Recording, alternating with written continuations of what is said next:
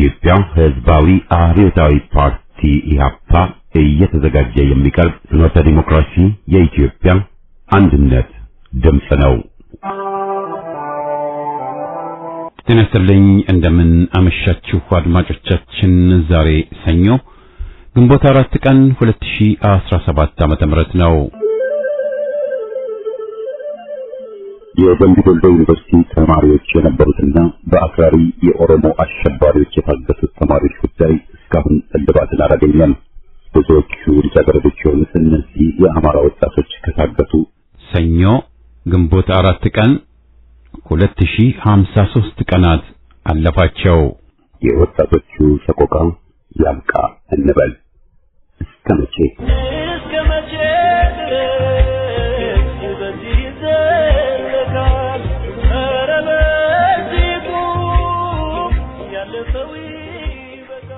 በቅድሚያ ዜና በማስከተል ግንቦት 1 ቀን 2017 ዓመተ ምህረት በቋራ የተቋቋመውን የአማራ ፋኖ ብሔራዊ ኃይል አስመልክቶ ከኢትዮጵያ ሕዝባዊ አብዮታዊ ፓርቲ ኢህአፓ የተሰጠውን መግለጫ እናሰማለን።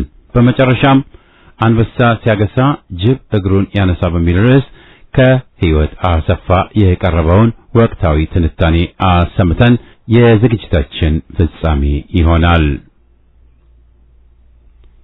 በጥቁር አንበሳ ሆስፒታል የሚሰሩ የጤና ባለሙያዎች በመላ አገሪቱ ያሉ የጤና ባለሙያዎች የተሻለ ደመወዝ፣ ጥቅማ ጥቅም እንዲሁም የሥራ ሁኔታዎችን በመጠየቅ ሰኞ የሥራ ማቆም አድማ ሰልፍ አካሂደዋል። በሆስፒታሉ ቅጥር ግቢ ውስጥ በተካሄደው በዚህ ሰልፍ ላይ የጤና ባለሙያዎቹ ጤናማ ዜጎች ጠንካራ ኢኮኖሚ ይገነባሉ፣ ህይወት እናድናለን፣ የቤት ኪራያችንን ግን መክፈል አልቻልንምና የጤና ሰራተኞች ትንኮሳ ያቁሙ፣ ጥበቃ ይገባናል የሚሉና ሌሎች መልእክቶችን ይዘው ታይተዋል።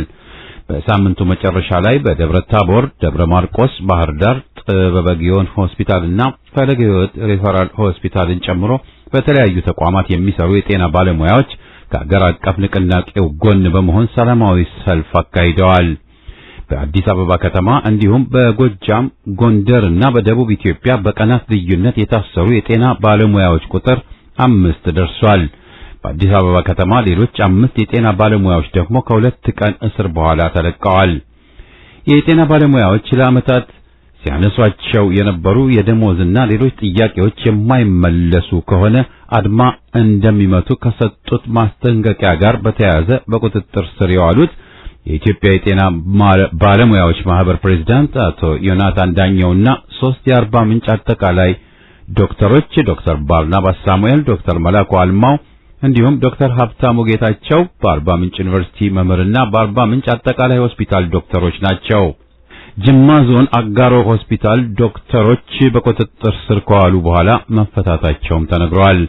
አገዛዙ ለጤና ባለሙያዎቹ ጥያቄ የሚሰጠው መልስ አፈናና እንግልት ሆኗል።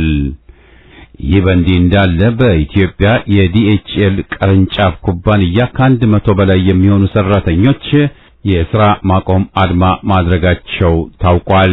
የሰራተኞቹ የሥራ ማቆም አድማ ያደረጉት ኩባንያው የኑሮ ውድነቱን ያገናዘበ ክፍያ ስለማይከፍላቸው መሆኑን የኩባንያው የሰራተኞች ማህበር ሊቀመንበር ጥላሁን ታደሰ ተናግረዋል።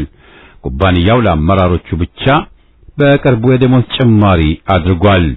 የትራንስፖርትና መገናኛ ሰራተኛ ማህበር ፌዴሬሽን ጉዳዩን ለዓለም አቀፍ የትራንስፖርት ፌዴሬሽን አሳውቄያለሁ ማለቱንም ዘገባው ጠቁሟል። አምነስቲ ኢንተርናሽናል አውዳሚ የሆኑ አዳዲስ የቻይና ቦምቦች የተባበሩት መንግስታት ድርጅት የጸጥታው ምክር ቤትን ማዕቀብ በተላለፈው ሁኔታ በሱዳን ጦርነት ጥቅም ላይ እንደዋሉ በምርመራ አረጋግጫለሁ ብሏል። በሱዳን ፈጥኖ ደራሽ ኃይል እጅ ውስጥ የገቡትና ከሱዳን በፊት በየትኛውም ጦርነት ጥቅም ላይ አልዋሉም የተባለላቸው ቻይና ሰራሽ ቦምቦች ቻይና ለተባበሩት የአረብ ኤሚሬቶች የሸጠቻቸው እንደሆነ አምነስቲ አስታውቋል። የተባበሩት መንግስታት ድርጅት የጸጥታው ምክር ቤት በዳርፉር ላይ የጣለውን የጦር መሳሪያ ማዕቀብ በመላው ሱዳን ላይ እንዲተገበር የጠየቀው አምነስቲ የተባበሩት የአረብ ኤሚሬትስ ለፈጥኖ ደራሹ ቡድን የጦር መሳሪያ መላክ በአስቸኳይ እስክታቆም ድረስ ማንም አገር የጦር መሳሪያ እንዳይሸጥ ጠይቋል። ቻይናም የጦር መሳሪያዎቿ በሱዳኑ ጦርነት ጥቅም ላይ እንዳይውሉ የሚያስችሉ አፋጣኝ እርምጃዎችን እንድትወስድ ድርጅቱ ጥሪ አድርጓል። ዜናው በዚያ በቃ።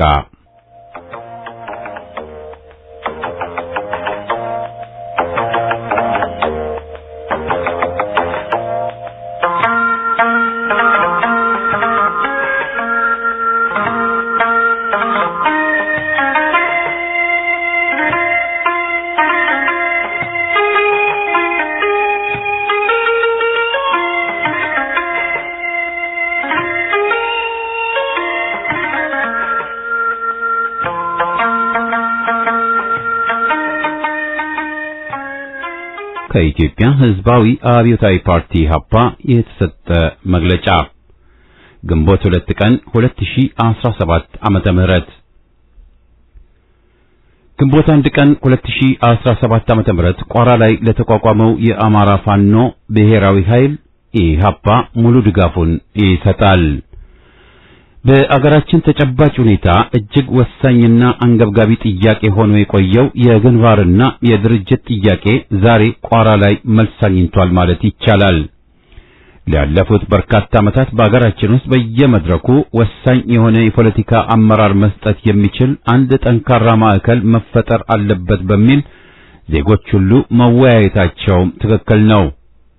እናም ዛሬ ከአራቱ ክፍላተ ሀገራት ማለትም ከጎንደር፣ ከጎጃም፣ ከሸዋና ከወሎ በመጡ የአማራ ፋኖ ህዝባዊ ኃይላት ተወካዮች አማካይነት ይህ ጥያቄ መልስ በማግኘቱ ኢህአፓ ደስተኛነቱን እየገለጸ የግንቦት 1 ቀን 2017 ዓ.ም ቋራ ላይ የተመሰረተው የአማራ ፋኖ ብሔራዊ ኃይል ለሰጠው ታሪካዊና ብሔራዊ መልስ ሙሉ ድጋፉን ይሰጣል። ኢህአፓ የአገራችን የቁርጥ ቀን ልጆች ለሚያደርጉት ህዝባዊ ተጋድሎና የህልውና ትግል ሙሉ በሙሉ ድጋፉን እየሰጠ ዛሬም ከሰፊው የኢትዮጵያ ህዝብና ከአማራ ህዝባዊ ኃይል ጎን መቆሙንም ያረጋግጣል።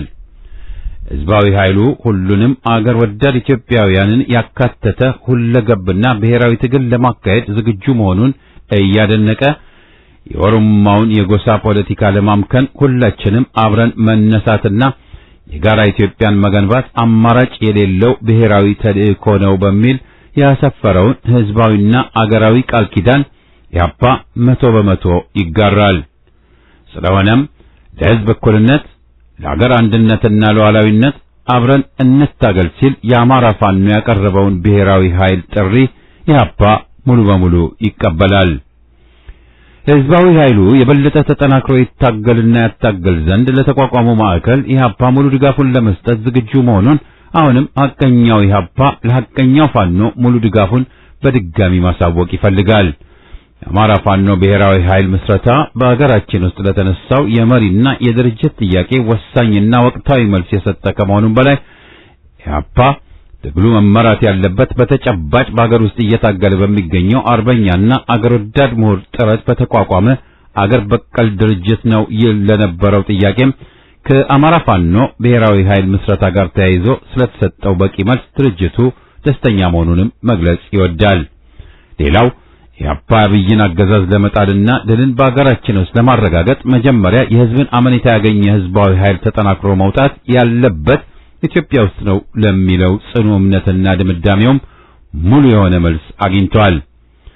ስለዚህም ኢህአፓ ህዝባዊ ኃይሉን ላቋቋሙት የፋኖ አርበኞች ወገኖቻችን ሁሉ ልባዊ ሰላምታና ምስጋና ይድረሳችሁ እንላለን። ጠባብ ብሔረተኝነት ይውደም፣ ኢትዮጵያዊነት ያቸንፋል።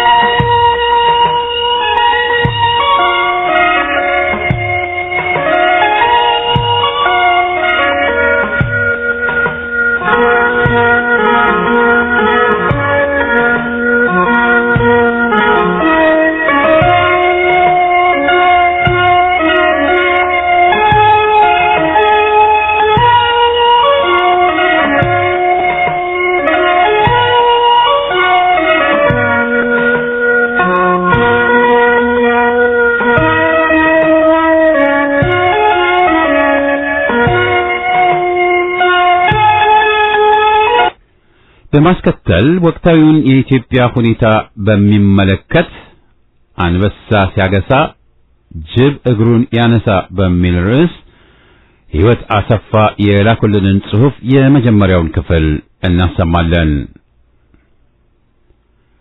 አንበሳ ሲያገሳ ጅብ እግሩን ያነሳ። ከሕይወት አሰፋ። በሁለገብ ቀውስ እየተናጠ ያለው ባለጠጋው የዓለም ክፍል ድንቁርና በአፍሪካው አህጉር ድር እንዲያደራ ያልፈጸሙት ተንኮል የለም። ሁለት ወንድማማቾች በጥይት እየተሟገቱ እንዲኖሩ የሚጎነጉኑት ሴራቸውም እስካሁንም ድረስ መለያቸው ሆኖ አለ። የአፍሪካ ህዝቦች የኛ የሚሉትን ስርዓተ መንግስት ለመዘርጋት እንዳይችሉ የሚጠቀሙበት ጠማማው መንገድ ከዚሁ ሴራቸው ይነሳል። ዴሞክራሲ የናፈቀው ህዝብ ባፈና ተሸብቦ እየተረገጠ ይኖር ዘንድ ሲፈርዱበት የኖሩት የብይን መዝገብም እስካሁን ድረስ አልተዘጋም። ይህን እያደረጉ የኖሩበት ግፋቸው ደግሞ አሻራቸውን በዚያው አህጉር ውስጥ በቅርስነት አስቀምጧል። ከሁሉም የሚገርመው ደግሞ እብሪትና ድንቁርና የተዋሃደውን ግለሰብ ከህዝብ ጫንቃ ላይ ሲጭኑ የሚያሳየውን የግፍ ሐውልት ዛሬም ዘወር አለማድረጋቸው ነው። ቅርጽና ይዘቱን ሳይቀይርም ሆነ ወርድና ስፋቱን ሳይለውጥ በየአገራቱ የሚተክሉትን ይህን የኢምፔሪያሊስት ሐውልት ሊነቀል በማይችል ሁኔታ መትከላቸው ደግሞ ከሁሉም ይገርማል። ዘመናዊነት የነርሱ ብቻ የሆነ ይመስል ወደ አፍሪካ ሲወርዱ ተሸክመው የሚመጡት የመሐይምነት ድሪቶ ነው። ይህ ደግሞ ሐቅ ሲሆን ከመሰሪ ተግባራቸው መካከል ለዚሁ የግፍ ሐውልት መገለጫ ናቸው ከሚባሉት ውስጥ አይነተኛው ነው። ህዝቡ መሐይም ሆኖ መሐይም አምባገነን እየጨፈለቀ እንዲገዛው ይፈልጋሉ። ይህን ሲያደርጉ ሳለ የተንኮል ምንጩ እንዳይደርቅባቸውም የሚጠቀሙበት ዘዴ አለ። ይኸውም የስልጣን ጠኔ የያዘውን ስግብግብ ግለሰብ ወደፊት ማምጣት ሲሆን ከኋላ ሆነው ግፋ ብለው የሚሉት ደግሞ እነሱ ይሆናሉ። የኃያላን አገራት መሪዎች የበደል ዱካ እስከዚህ ተብሎ ሊደረስበት የሚቻል አይደለም። ተንኮላቸው የረቀቀ ሲሆን ጭካኔያቸው ደግሞ ወሰን የለውም። ነጮቹ የአፍሪካ አሻንጉሊት መሪዎችን ሲሾሙ የሚጠቀሙበት አሳዛኝ ስልት ብዙ ቢሆንም የሚከተሉት ዘዴዎች ከዋና ዋናዎቹ ጥቂቶቹ ናቸው። በቅድሚያ እነዚህ የአፍሪካ አምባገነኖች ለኃያላኑ አገራት መሪዎች ራሳቸውን አሳልፈው መስጠታቸውን ማረጋገጥ ይኖርባቸዋል። ከዚያ በኋላ አገርንና ሕዝብን አንቀረው እንዲተፉ ይደረጋሉ። ይህ በአብይ አህመድ ላይ እንደተደረገው እንደማለት ነው። በአገር ውስጥ እያሉ አገርን ከካዱና ሕዝብንም ከጠሉ በገዥና በሕዝብ መካከል ያለው ቅራኔ አይቀሬ ሆኖ ሲመጣ ያን እያዩ ግፋ በለው ይላሉ። ይህን ጊዜ ነው የነጮቹ ሰርግና ምላሽ የሚደራው። በሶስተኛ ደረጃ ደግሞ በጠሉት ሕዝብ ፊትና በካዱት አገር ላይ የመሪነት ስሜት እንዳይኖራቸው አሻንጉሊት ያደርጓቸዋል። ሕዝብ እየመራን ነው ብለው ወኔያቸው እንዳይመጣም ከማንነታቸው ውስጥ የሚወስዱት ወሳኝ ነገር አለ። ይህን ነጩ ቤተ መንግስት ድረስ አስጠርተው በግልጽ ይነግሯቸዋል። ከዚህ በላይ ለአፍሪካ መሪ ተብዬዎች ሞት የለም። በአራተኛ ደረጃ እሱን ተከትሎ ደግሞ ሕዝብ ታሪኩንና ማንነቱን እንዲረሳ አምባገነኖቹን ይጠቀማሉ። ከዚህ በኋላ ቀሪው ስራቸው በጎለቱት አሻንጉሊት ገዢዎች አማካኝነት በየአገራቱ እየገቡ አድራጊ ፈጣሪ መሆን ነው። አገራችን ኢትዮጵያንም እንዲህ አርገው ነው ሲጫወቱባት ኖረው ከአብይ አህመድ ላይ የደረሱት። የኃያላን አገራት መሪዎች እንኳንስ ከሕዝብና ከሀገር ጋር ቀርቶ ከራሳቸውም ጋር ስምምነት የሌላቸው ቀውስ ግለሰቦች በባትሪ ፈልገው ሲሾሙ ሲጭኑብን ዓይንና ጆሮ ያላቸው አይመስሉም። ለአፍሪካ ሕዝብ በተለይም ለኢትዮጵያ ሀገራችን ምን ያክል ጠንቆች ሆነው እንደቆዩ ታሪካቸው አለ። ይህን ታሪክ መዝግቦ አስቀምጦታልና እንደ ማስረጃ እንወስደዋለን። አእምሮው የተቃወሰበት ነውጠኛ ግለሰብ እየተሾመብን ለዓመታት የመከራ ጽዋ ስንጎነጭ መቆየታችንን የሚገልጸው ይኸው ማስረጃ በድርሳንነት ተጠርዞ ሲቀመጥም ጠባሳችን በጉልህ እየታየ ነው። ከመከራ ላይ መከራ እየተዛዘለ ሲመጣ ተቀብለን መቻላችን ደግሞ ዕጣ ፈንታችን ሆኖ ከአብይ አህመድ አረመኔ አገዛዝ ላይ ደርሰን እነሆ እየፈጸመብን ያለውን ስቃይ ችለን በትግል ላይ አለን። አገዛዙ ሕዝብና ባህል ጠል ሆኖ ታሪክ እየወቀሰ አገር ሊሸጥ የሚሟገት ያድመኛ ስብስብ መሆኑን ማንም ሊነግረን ፍላጎታችን አይደለም። ሁሉንም እናውቀዋለን። በመሆኑም በድንቁርና የበለጸጉት እነኚሁ ቅይጥ የብልጽግና ስብስቦች በአባቶች ልክ ሲመዘኑ ክብደት የሌላቸው የዘመኑ ገለባዎች ከመሆናቸው ላይ ምንም ጥርጥር የለንም። ምክንያቱም ከላይ እንደገለጽኩት ነው። የአባቶቻቸውን ታሪክ የካዱ ወፍ ዘራሽ መሆናቸውን ከተረገመው ተግባራቸው ላይ ስናይ ሳለ የፈረንጆቹን ተጽዕኖ ከጀርባው እንዳለ መመልከትም ይቻላል። በየትኛውም ሁኔታ ቢሆን እጁ ተጠምዞ የፊጥኝ ያልታሰረ የአፍሪካ መሪ ተብዬ በአህጉሩ አይገኝም። ነጮቹ ከአፍሪካ መሪዎች ዘንድ የሚፈልጉት ሕዝባቸውን አፍነውና ረግጠው የሚገዙበትን ረቂቅ እንጂ ሕዝብ የተማከረበትን የሕዝባዊ መንግስት ሰነድ አለመሆኑ ግልጽ ነው። ሕዝብ ለነሱ ምንም አይደለም፣ አገርም ጉዳያቸው አይደለም። ለነርሱ ወሳኝ የሚባለው እንደ አብይ አህመድ ያለ በራሱ ሕዝብ ላይ የሚጨክን አውሬ ግለሰብና ቡድን ነው። በዚህ ምክንያት ነው እንግዲህ የኛዎቹ ርኩሶች በአገርና በሕዝብ ውስጥ እየኖሩ አገርንና ሕዝብን አኒ ብለው ቆርጠው የተነሱት።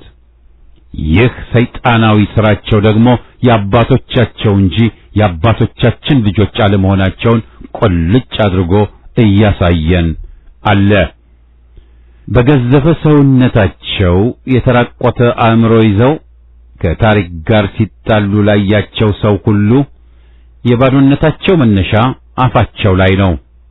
ሲናገሩ የሚናገሩትን የማይመዝኑ ልክ አልባዎች መሆናቸውን ገና ምላሳቸውን ሲዘረጉ ያስታውቃል። ጭንጫው አእምሮአቸውም የበከተ ሐሳብ አፍላቂ በመሆኑም ለሰው የማይገባውን ነገር ሲዘላብዱ ይታያሉ። መሰረት ስለሌላቸው ግልቦች ናቸው። ከመሰረታዊ ነገሮች ይልቅ ለብልጭልጭ ነገር ቦታ ሰጥተው የሚባዝኑ በመሆናቸው ካለባቸው ገለባነት ባህሪ የተወሰነውን ክፍል አይተናል። የዜጋን ቤት አፍርሰው አውራ መንገድ ሲጠግኑ የሚውሉ ሀፍረተ ቢስ ፍጥሮች ናቸው። ከዚህም የተነሳ የወረደ ጭንቅላትና የተዋረደ ሰብዕና ባለቤቶች ሆነው እንዲታዩ ለማድረግ ሁኔታዎች አልዘገዩም። ይህ አንድ ብሎ ከጠቅላይ ሚኒስቴር ተብየው ይጀምራል። ሰውየው ግልብና የተራቆተ ሰብዕና ያለው ሲሆን አረመኔ ተግባሩን በሱፍ ፕሮቶኮል ለመሸፈን ሲጥር እንደ ስልጣኑ ቀዳሚ ነው። የንጹሃንን ደም በግፍ እያፈሰሰ የአገርን ሀብት በመዝረፍም በኩል ከግብረ አበሮቹ ቀዳሚውና ጠቅላዩ ስለሆነ የሹመቱን ይዟል። ፊኛ አካባቢ የሚደርስ ረጅም ከራባትና ቦርቃቃ የሱፍ ልብስ ለብልጽግና አጋሰሶች መለያቸው ነው። ይህን የፕሮቶኮል ልብስ ለብሰው የሚታዩት እነኚህ በልቶ አይጠግቤ መጋዣዎች አገር እያራቆቱ የእነርሱን አእምሮ ቢስ አካል ግን ሲገነቡ ኢትዮጵያን ተጠቅመዋል። ኢትዮጵያን ደግሞ ለከርሳቸው ብቻ እንጂ ለሌላ አይፈልጓትም። ኑሯቸውን ለማደላደል ሲሉ ረዘም ያለውን ጊዜ የግላቸው ያደርጋሉ። አገር ሐዘን ላይ ያለች እነሱ ዳንኪራ ሲመቱ ውለው ያድራሉ። ሲበዛ ጥንቦች ናቸው፣ አገርን አቆሽሸዋል። ከዚህም የተነሳ ሙሉ ከሆነው ቀፈታቸው በስተቀር ሰብዕናቸው በመጓደሉ ምክንያት የተቃወሰ ተግባርን ይፈጽማሉ። ስራቸው ሁሉ የሰይጣን ነው። አገርን ይጠላሉ፣ ታሪክን ያንኳስሳሉ፣ ሕዝብን ይንቃሉ፣ እምነትን ይደፍራሉ። በስውር ከሚፈጽሙት ግፍና በደል የተነሳ የገሃዱ ዓለም ሸፍጠኞች አድርጓቸዋል። ገለው አልቃሾች ናቸው። ያዞምባ ከፊታቸው አይጠፋም። አብይ አህመድ አሊና ተከታዮቹ ዜጋን በረጅም ቀስት ወግተው ደም ሲፈስላቸው ጲላጦስ ነን ወደ ማለት ይደርሳሉ። እጃቸው ላይ ደም መኖሩን ያውቃሉምና ለአጋንንት ሥራ ፍጥነታቸው ከምንም በላይ ነው። በዚህም የተነሳ ጦር አዝምተው ሕዝብ ካስጨፈጨፉ በኋላ ለቅሶ የከለከሉ አረመኔዎች ስለመሆናቸው ወሬው ተወርቶ ሰንብቷል። ሟችን እየኮነኑ ገዳይን የሚያሞግሱ ጥቁር ግራዚያኒ መሆናቸውንም ከተወራው ወሬ ብዙውን እንወስዳለን። ይህን አናውቅም የሚል ካለ ከአማራ አርሶ አደር ሕዝብ ዘንድ ሄዶ መጠየቅ ይችላል። ያም አለ ይህ የብልጽግና ስብስቦች በእጅጉ ጎዶሎዎች ከመሆናቸው የተነሳ የአገራችንን ጎዶሎ እያበዙብን መሆኑን የታዘበ ሁሉ ይመሰክራል። ታሪካችን፣ ኢኮኖሚያችን፣ ባህል ወጋችን፣ ልምድና ትስስራችን እየጎደሉብን ነው። ገናናነታችን ከጊዜ ወደ ጊዜ እያሽቆለቆለ መምጣቱን በተመለከተም ከአገራት ጋር ያለንን ወቅታዊ ግንኙነት በማየት ማረጋገጥ እንችላለን። በደካማና በጠማማ ገዢዎቻችን ምክንያት ደካማ የሆኑ ጎረቤት አገራት ሳይቀሩ ተነስተውብናል። ክብር የሌላቸው ክብረ ቢሶች እየነገሱ ውርደትንም አከናንበውናል። ታሪካችን ተንሸራቶ ከማንነታቸው ላይ ሲወድቅ ማንነታችን አሳዳሪ አጥቶ ወደ ዳር ሊገፋ ትንሽ የቀረውም ይመስላል። ታሪክ ተገፋ ማለት ማንነታችን ተገፋ ማለት እንደሆነ ቋንቋው ግልጽ ነው። ታሪክ መነሻ ነው። ታሪክ አሻራ ነው። እና አብይ አህመድ ግን ይህን አይቀበሉም ወይም አያውቁም። ታሪክ ተቀበሉ ሲሏቸውም የሞቱ ያክል ይሰማቸዋል። ምን ያህል ገለባ ስብስቦች ሆነው ባዶ ጭንቅላት እንደያዙ ለማወቅ አያዳግትም።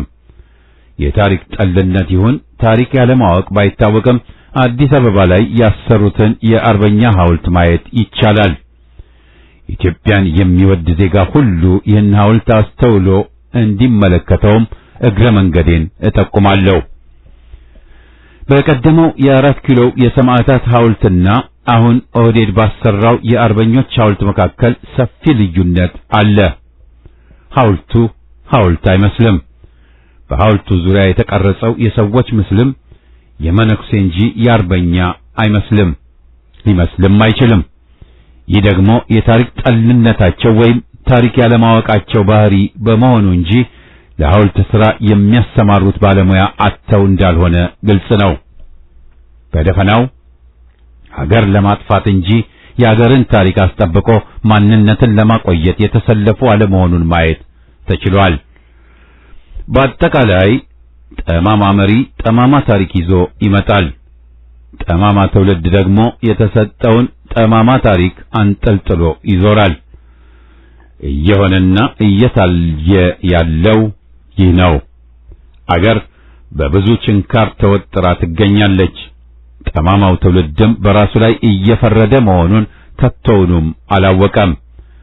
ከወትሮው የተሻለ ነገር የሌለው የብልጽግና አገዛዝ አገር በአፍጢሟ ልትተከል ተቃርባ ያለች።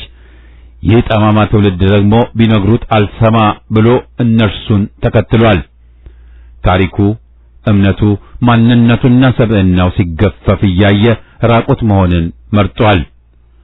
ሚሊሺያ፣ አድማ በታኝ፣ ፖሊስና መከላከያ ተቋማት ውስጥ ያሉትን የአገራችን ልጆች ዋቢ መውሰድ ይቻላል። የአማራ ማንነት አደጋ ላይ ወድቆ እያለ የአማራ ካድሬዎችንና ደህንነቶችን ጨምሮ ከላይ በተጠቀሰው ተቋማት ውስጥ የሚገኙት የአማራ ልጆች ልባቸው ተደፍኖ የወላጆቻቸውን ማንነት መረጋገጥ ይዘዋል። ጠማማ ትውልድ ማለት እንደነዚህ ያለው ነው። አብይ አህመድ በንዋይም ይሁን በስልጣን ደልሎ አገርን አፈርድሜ እያስጋጠ ያለውም በዚህ መንገድ ነው። ይህን ተናግረን ሳንጨርስም መሃል መንገድ ላይ የቀረው ተደነባባሪ የማህበረሰብ ክፍልም በድለላና በፍርሃት ተይዞ ለአብይ አገዛዝ ሎሌነቱን አረጋግጧል። በሺሻ በጫትና በአልኮል ደንዝዞ አገሩን የረሳውን የትውልድ ክፍልማ ባናነሳው መልካም ነው።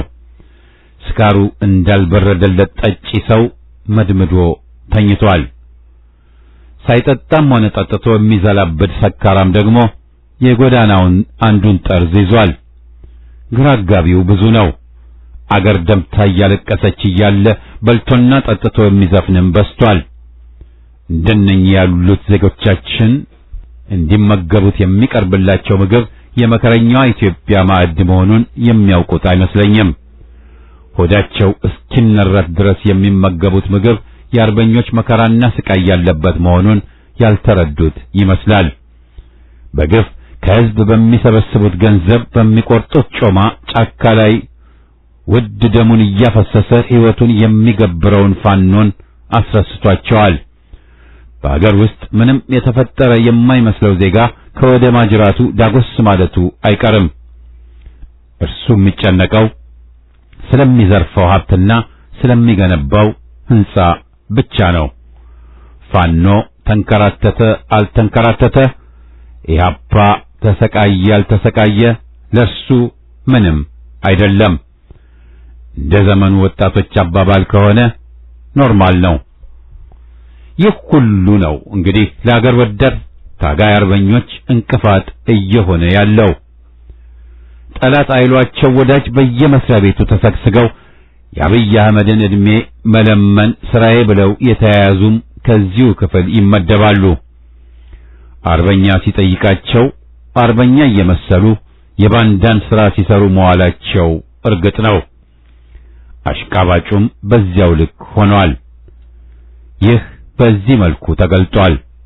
ሌላውና ገራሚው ነገር ደግሞ የሚከተለው ይሆናል።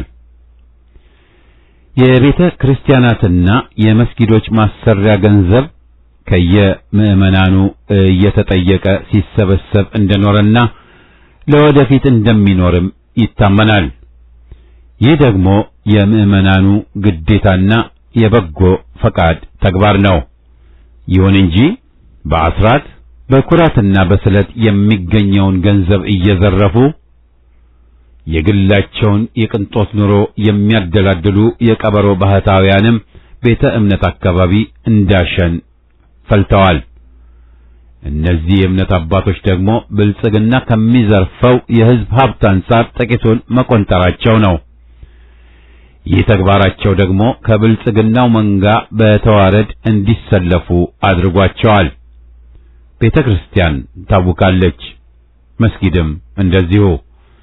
የመስቀሉ ላይ ደም ምንም እየመሰላቸው አይደለም።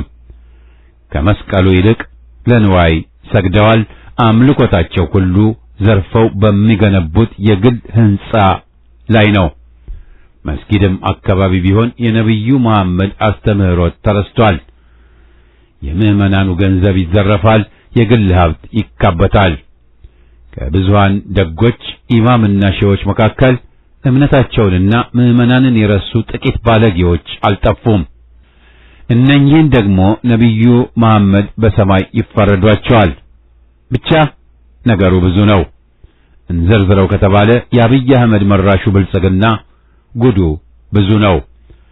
በባዶ የመሃይማን ስብሰባ የተከመረው ብልጽግና ሊናድ ጥቂት ጊዜ ቢቀረውም የአገር ማፍረሱ ሂደት ግን ከታሪክ ላይ የሚፋቅ እየሆነ አይደለም። አገር በዚህ ሁኔታ ላይ አለች። የንጹሃን ዜጋ እንባና ደም እየቆመ አይደለም።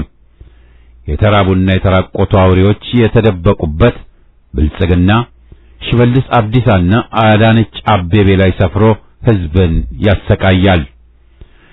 በሌላ በኩልም ተልተውና ነቅዘው የኖሩት በስባሽ ኦነጋውያንም ቢሆኑ እድፋቸውን ኢትዮጵያ ላይ አራግፈው አማርኛ መናገር ጀምረዋል። በፕሮፌሰር ደረጃ ተቀምጠው እንኳን ያሉ በንግግራቸው መሃል ለሃጭ የማያጣቸው ዘረክራካዎች ኢትዮጵያን ሲጠሩ የግዳቸውን ሆኗል። እድፋቸው የተራገፈው በኢትዮጵያ ውሃ ሆኖ እያለ ስሟን ለመጥራት ሲቸገሩ ግን ቆሻሻቸውን ዘንግተዋል። ኦነጋውያን ሲበዛ እድፋሞች ናቸው። እነሱ ቆሽሸው እያሉ እሷን ይጠየፋሉ። ኢትዮጵያ ለእነርሱ ንጹህ ወተት እንጂ የገንዳ ላይ ውሃ አልነበረችም። ወደዱም ጠሉም ግን ኢትዮጵያ ሀገራችን በንጹሃን ዜጋ ደም የተገነባች ቅድስት አገር ነች። እውነታው ይህ ሲሆን እነርሱ ግን ከሐቁ ርቀዋል። ዕውቀትም እምነትም የላቸውም። ከዚህ የተነሳ ወደ ቅድስቲቱ አገር ኢትዮጵያ ሂዱ ብለው ነብዩ የሰጡትን ትእዛዝ አያስተውሉም። ኢትዮጵያ ቅድስት አገር ነች። ተንጓለው የሚጣሉት እርኩሳን የህብረተሰባችን ክፍሎች ባያስቸግሩ ኖሮ አሁንም ኢትዮጵያና ህዝቦቿ ቅዱስ ናቸው። ኢትዮጵያ ውስጥ እስልምናና ክርስትና ከሌላው ዓለም ለየት ባለ ሁኔታ የሚታወቁበት መገለጫ አሏቸው። እነሱም መልካም ህሊናና ፈሪሃ እግዚአብሔር ናቸው። አገራችን ሰይጣንን የተሸከመ ገዥ እየወደቀባት ባያሰቃያት ኖሮ ኢትዮጵያ እግዚአብሔር የባረካት ቅድስት አገር ሆና ህዝቦቿ ደግሞ ጨዋዎች ነበሩ። ነገር ግን ጥቂት የማይባል የጉጉማን ጉጉ ዘር ተባስቶ እየተተራመሰ ይገኛል። እነኚህ ክፍሎች ደግሞ ለሰው የማይገባ የፍልስፍና ጎዳና ይዘው በመጓዝ ላይ አሉ።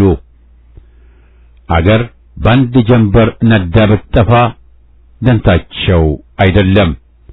አገር ትኑር አትኑር፣ ህዝብ ይጥፋ አይጥፋ ግድ ሳይኖራቸው አገርና እምነት አልባውን የፍልስፍና ፈረስ ተቆናጠው ሽምጥ ጋልበዋል። እንዳለመታደል ሆነና የኢትዮጵያ ሀገራችን ይህን ሁሉ ጉድ ተሸክማ ነው ዘመኗን እየኖረች ያለችው። የእናት ሆድ ዝንጉርጉር ነው። ዘራፊውና ቀማኛው፣ ሌባውና ጉቦኛው፣ ከስልጣን ፈላጊውና ከጥቅመኛው ጋር ውልደቱ ኢትዮጵያ ውስጥ ነው። እናትም ኢትዮጵያዊት ትባላለች። ፖሊሱ፣ ደህንነቱ፣ ካድሬውና መከላከያው ከሚኒሻውና ከየቀበሌው አመራሩ ጋር እትብቱ የተቀበረው እዚችው ኢትዮጵያ ውስጥ ነው። አፈሩም የኢትዮጵያ ነው። ሌላው ደግሞ በገዳይነቱና በዘራፊነቱ ምህረት የሌለው የኮሬ ነገኛው ጨካኝ ቡድን ቢሆንም ከዚህ የዘለለ አይደለም። ሁሉም አገር ለማጥፋት ሰልፋቸውን አስተካክለዋል። ሰልፉን የሚመራው ደግሞ ፊታውራሪው ብልጽግና ነው። ይሁን እንጂ ላይክስ አይበድል እንዲሉ ሆነና የእናት ኢትዮጵያ ማህፀን ጅብና ቀበሮ ቢፈለፈልበትም ክንደብርቱ የቁርጥ ቀን ልጅ አንበሳም ይወለድባታልና እነርሱ የአባቶቻቸው ሲሆኑ እኛ ደግሞ የአባቶቻችን ነን።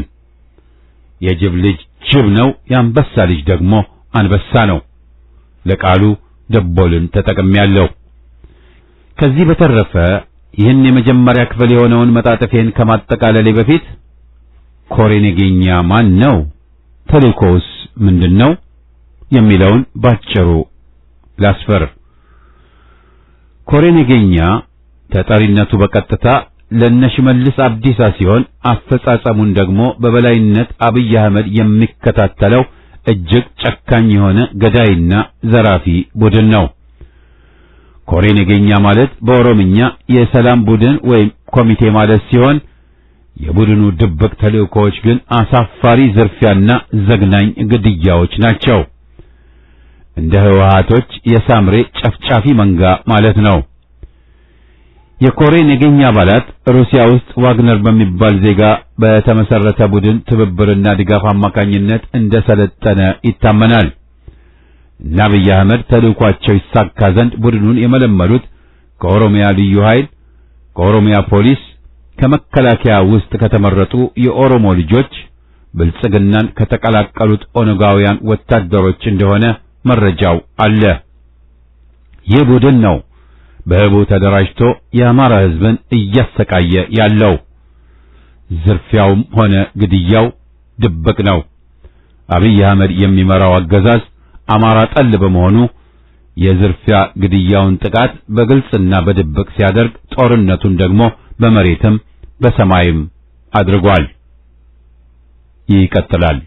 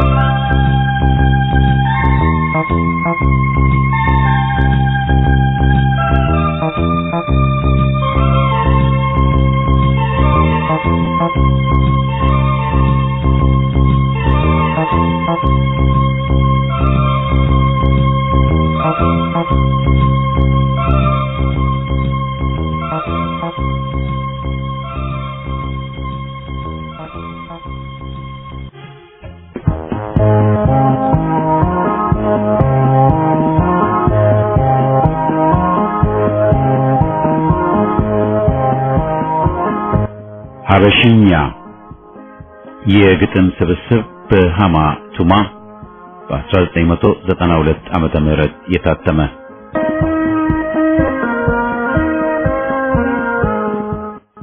በሚገባን ቋንቋ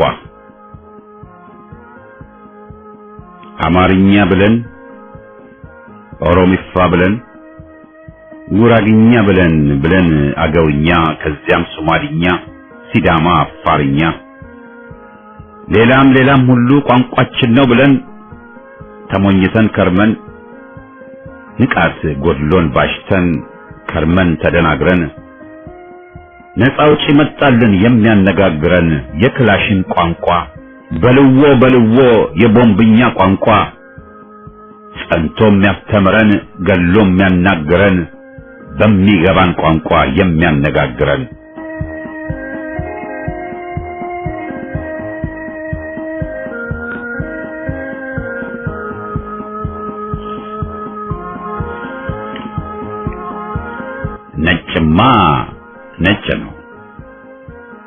ነጭማ ነጭ ነው ሁሌም ልንጭህ ይላል ብርሃን ነኝ ስልጡን ገብሩልኝ ይላል ነጭማ ነጭ ነው እንግሊዝ አሜሪካ ባርነትን የሚመኝ ሁሌም ለአፍሪካ ነጭማ ነጭ ነው ማንነቱ ይፋ ቅኝ ገዥ አረመኔ በዝባዥ አይታክቴ ጸረ ጥቁር አውሬ ነጭማ ነጭ ነው የምናውቀው ሰይጣን እኛን የፈጀን ግን ጥቁር የኛ መሳይ ራሱን የጣለው ለፈረንጅ ያደረው ገንጣዩ ጠባቡ